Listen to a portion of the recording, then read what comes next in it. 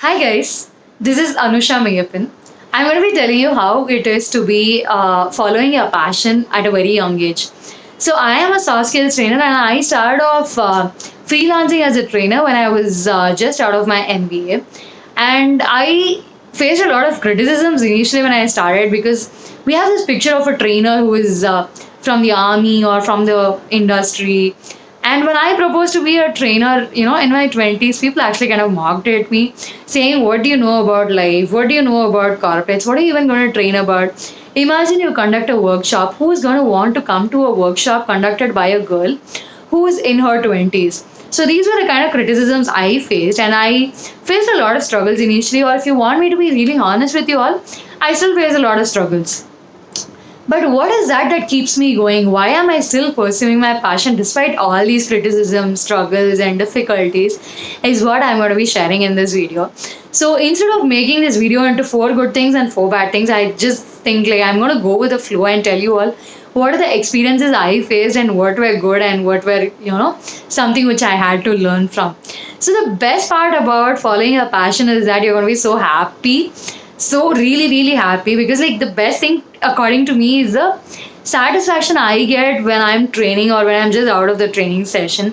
I'm like completely happy, and I really doubt if I can be this happy when I do anything else. Like this, I get a kind of satisfaction which I cannot describe or which I can't just measure.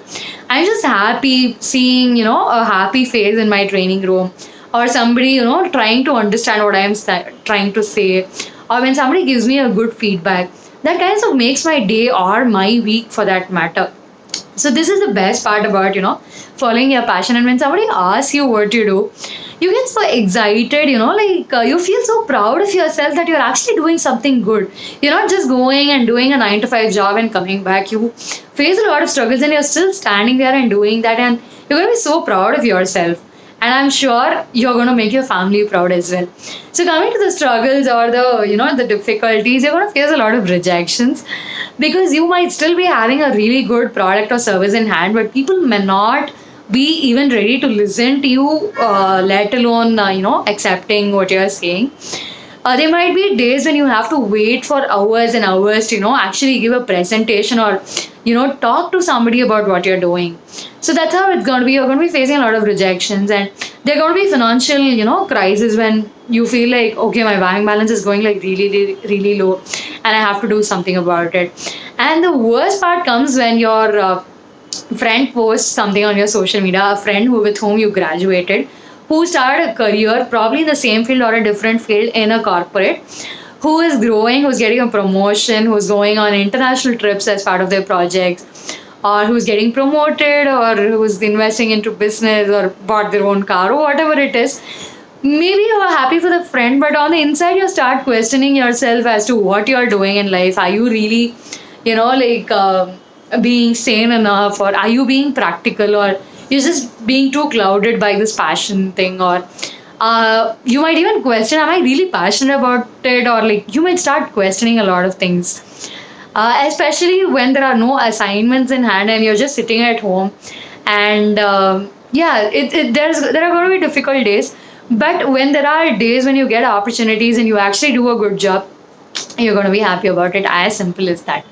And here you don't have a boss, you don't have a clerk, you don't have anybody to do your work.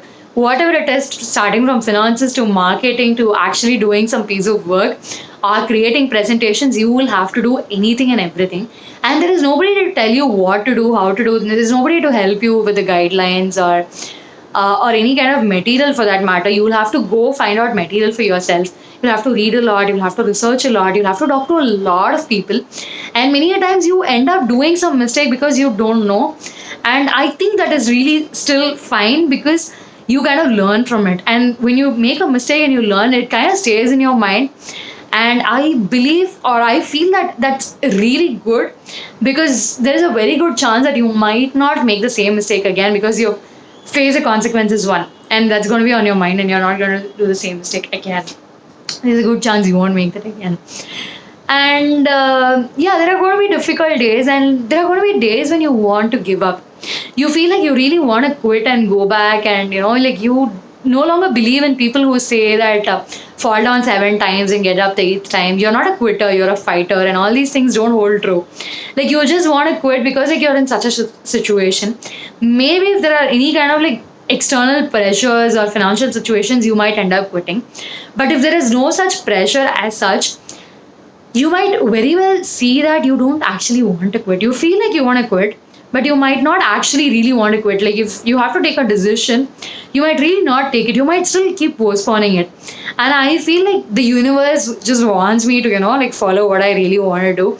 Because what happens is when I am at the verge of, quitting what I am doing, that is a time when somebody would call and inquire as to can you schedule a meeting, or somebody would give me a feedback, or I would have reached a particular number of followers on my YouTube channel. Or once what happened was one of the people whom I've completely lost touch with messaged me on one random day asking like, what's up with you? I'm not seeing any of your posts, any videos of yours.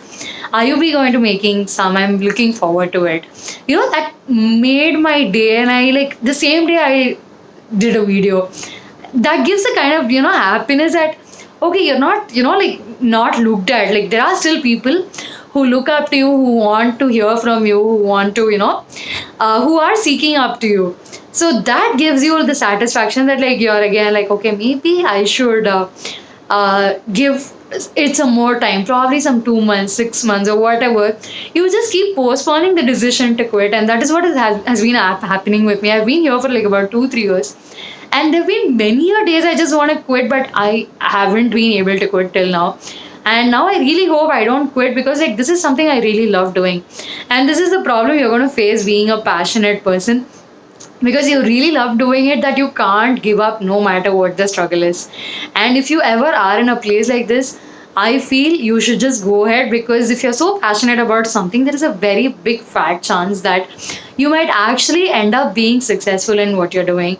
And I really wish all the luck for you all, whoever is following your passion, especially if you're young. You need a lot of, motivation, which the society may not be providing you. But have the confidence in yourself that you might be able to do it, if not today, some other day. And until then, all the best, guys, and see you soon in my next video. Bye bye.